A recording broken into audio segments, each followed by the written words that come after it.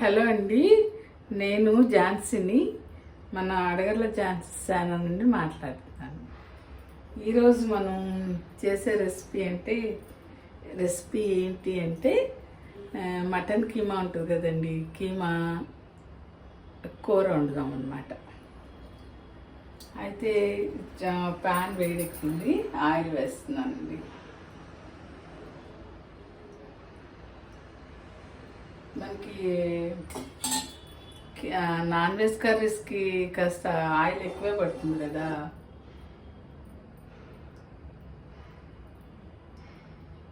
బాగానే ఒక పెద్ద గరిటతో చారు గరిటతో గరిటె వేసానండి. ఒక చిన్న గరిటె ఉంటుంది కదా, చారు గరిటె, దాంతో ఒక గరిటె పడుతుంది.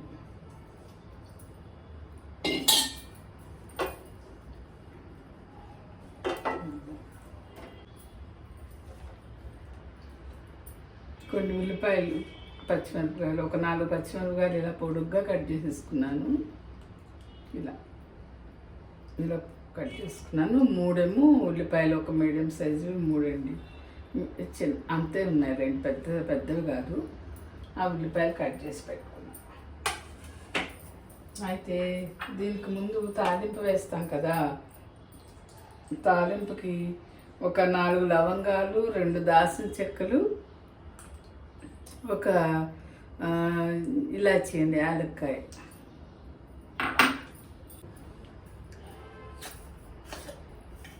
దీంట్లో ఒక 1/2 స్పూను సాజీరా కూడా వేస్తున్నానండి.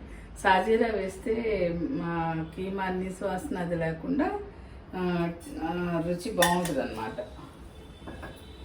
లవంగాలు, దాల్చిన చెక్క వేసానండి. నెక్స్ట్ ఉల్లిపాయ కూడా వేసేస్తున్నా.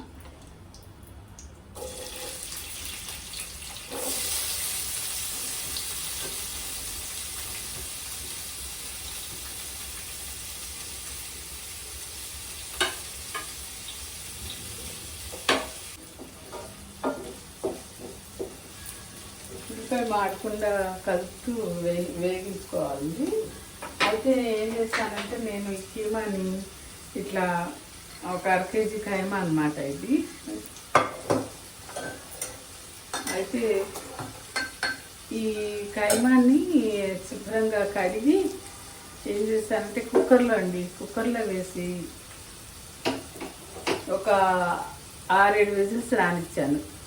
ఆ కుక్కర్లో వేసేటప్పుడు ఏం చేశాను, 1 స్పూను అల్లం వెల్లుల్లి, కొంచెం పసుపు, ఒక అర స్పూన్ దాకా ఉప్పు వేసి, ఉప్పు, పసుపు, అల్లం వెల్లుల్లి, 2 లవంగాలు కూడా దాంట్లో వేసి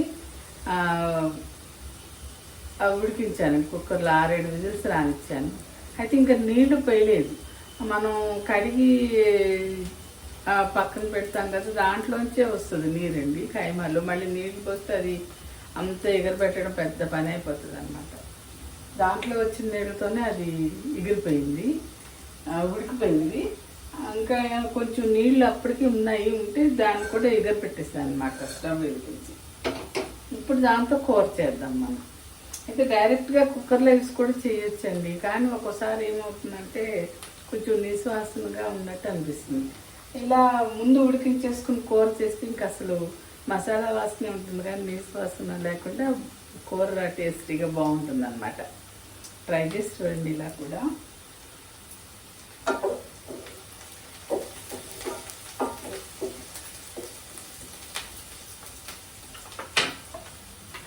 అయితే దాంట్లో 1 స్పూను అల్లం వెల్లుల్లి వేసి అన్నాం కదా, మళ్ళీ ఇంకొక స్పూన్ దీంట్లో కూడా వేద్దాము.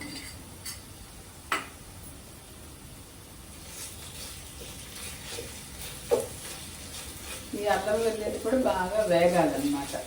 చక్కగా వేగిన వాసన వస్తుంది, అప్పటి వరకు వేయించాలి.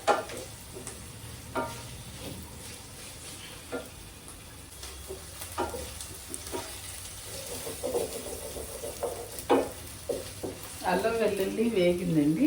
దీంట్లో ఇప్పుడు ఖైమాలో కూడా కొంచెం ఉప్పు వేసి అన్నాను కదా, దీంట్లో ఇంకొక 1/2 స్పూన్ వేస్తున్నాను అన్నమాట. మనం ఉప్పు కొంచెం చూసుకుని వేసుకోవాల్సిందండి. కొంతమంది కొంచెం ఎక్కువ తింటారు, కొంతమంది కొంచెం తక్కువ తింటారు కదా, కొంచెం గమనించుకుని వేసుకోవడమే. కారం కూడా అంతే, సుమారు అయితే చెప్పేస్తాం అనుకోండి. కాకపోతే ఎవరి టేస్ట్ తగ్గట్టు వాళ్ళు కొంచెం మీడియంగా తినేవాళ్ళు ఉంటారు, మరి కొద్దిగా బాగా చప్పగా తినేవాళ్ళు ఉంటారు. దాన్ని బట్టి మనం కారం అది వేసుకుంటే బాగుంటుంది. కాస్త పసుపు వేసానండి. అయితే ఇప్పుడు కారం వేసుకున్నాం.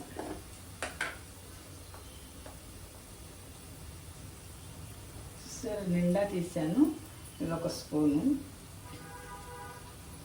2 స్పూన్లు,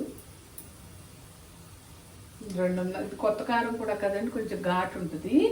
అయితే 2.5 స్పూన్లు వేస్తున్నాను. మళ్ళీ చూసి వేసుకుందాం, చివరిలో వేసుకున్నా బాగానే ఉంటుంది. చూద్దామండి.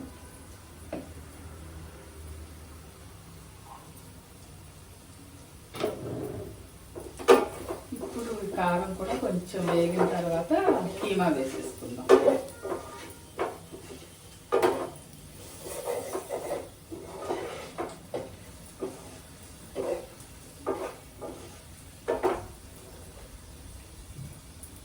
ఇప్పుడు ఈ కీమా వేసేసుకుందామండి.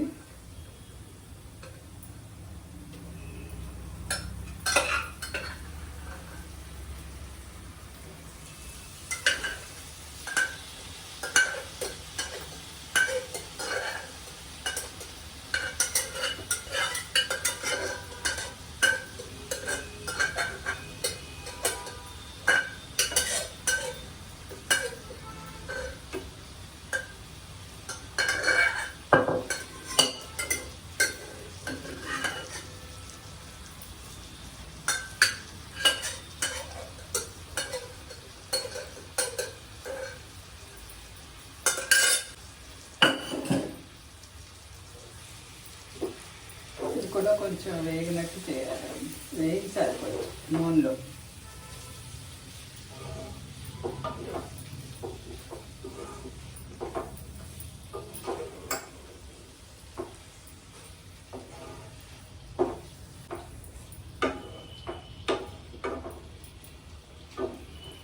అయితే అండి, మటన్ అసలు తినొద్దు అంటున్నారు డాక్టర్స్. అయితే మా ఇంట్లో ఆయనకేమో ఈ మటన్, ఈ కీమా చాలా ఇష్టం. ప్రతి వారం ఏమన్నా తీసుకురావడానికి షాప్కి సండే బయటకు వెళ్ళినప్పుడు ఏం తేను, కైమా తేనా అని అడుగుతారు. నేను వద్దంట. అలాగా ఒక 2 వారాలు చేపలు అవి వండుకుని, ఇంకా 4వ వారం 3వ వారం ఇక తప్పదు, కీమా తెస్తానని అడుగుతుంటారు కదా. మరి ఇంకేం చేయాలి, నెలకోసారైనా వండుతూనే ఉంటానండి. కానీ అది తినకూడదని చెప్తున్నారు.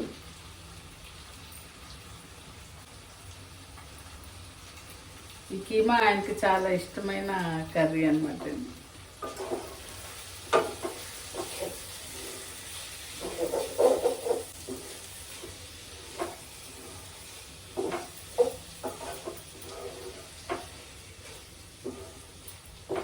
అయితే ఈ కీమాతో పాటు బీరకాయ వేసుకుని కూడా వండుకోవచ్చు అండి, బాగుంటుంది. బీరకాయ కైమా కూడా బాగుంటుంది.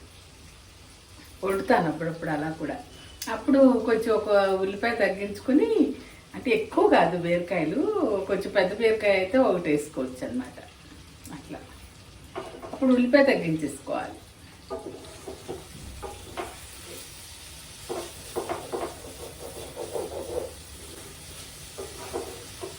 ఒకసారి అలా కూడా వండి చూపిస్తానండి, బీరకాయ వేసి.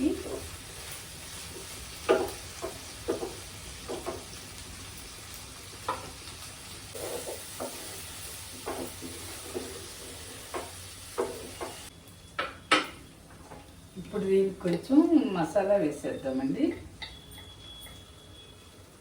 కాస్త ఒక 1/2 స్పూను లవంగాలు, దాల్చిన చెక్క పొడి, 1/2 కూడా కాదు, కొంచెం తక్కువ.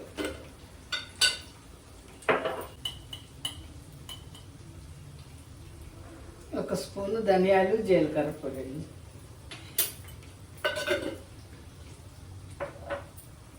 ఇదివరకు ధనియాలు, జీలకర్ర, దాల్చిన చెక్క, లవంగాలు అన్నీ కలిపి మీకు పట్టేసి కూడా ఉంచుతానండి. దాన్నే మటన్ మసాలా అంటాం మనం.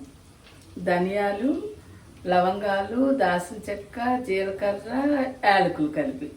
అయితే ఇట్లా ఎప్పుడు విడివిడిగా చేస్తున్నాను. ధనియాలు జీలకర్ర పొడి విడిగాను, లవంగాలు, దాల్చిన చెక్క, యాలకుల పొడి విడిగా పెట్టుకుంటే మనం చారులో వేసుకున్నప్పుడు ఈ ధనియాల జీలకర్ర పొడిను విడిగా మిరియాల పొడి కూడా పెట్టుకుంటూ మిరియాల పొడి కొంచెం వేసేస్తే ఇది చారు పొడికిను దీనికి కూడా సరిపోతుందండి. అందుకని ఈ మధ్య ఇలా విడివిడిగా గ్రైండ్ చేసి పెట్టుకుంటున్నాను అనమాట.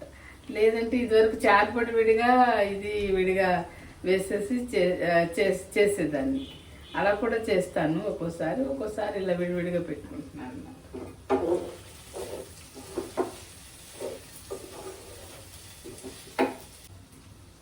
కాస్త కొత్తిమీర వేస్తున్నానండి, మళ్ళీ చివరిలో వేసుకుందాము కొంచెం.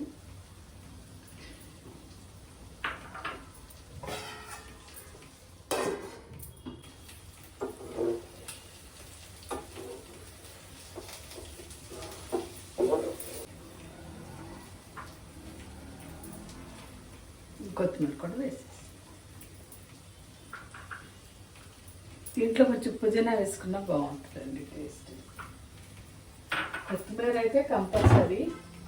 కొత్తిమీర ఒకవేళ లేకపోయి పుదీనా ఉన్నా కూడా పుదీనా వేసినా బాగుంటుందండి. చికెన్లో అయినా దీంట్లో అయినా రొయ్యల్లో అయినా ఒకవేళ కొత్తిమీర లేకపోతే పుదీనా ఉంటే, లేదు రెండు ఉన్నాయంటే రెండు కొంచెం కొంచెం వేయించండి, బాగుంటుంది.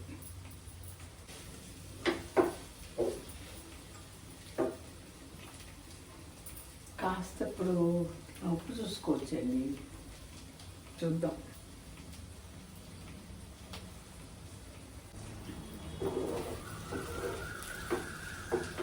సరిపోయిందండి, సాల్ట్ కూడా అన్ని పర్ఫెక్ట్గా సరిపోయింది. ఇంకా కారం కూడా వేయాల్సిన అవసరం రాలేదు, 2.5 స్పూన్లు వేసాను కదా, సరిపోయింది.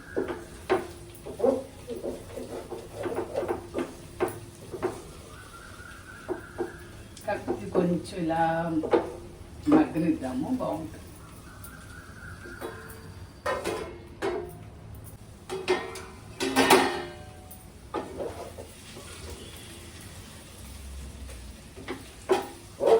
చక్కగా నూనె తేలుతూ అంతా రెడీ అయిపోయిందండి. ఇది మన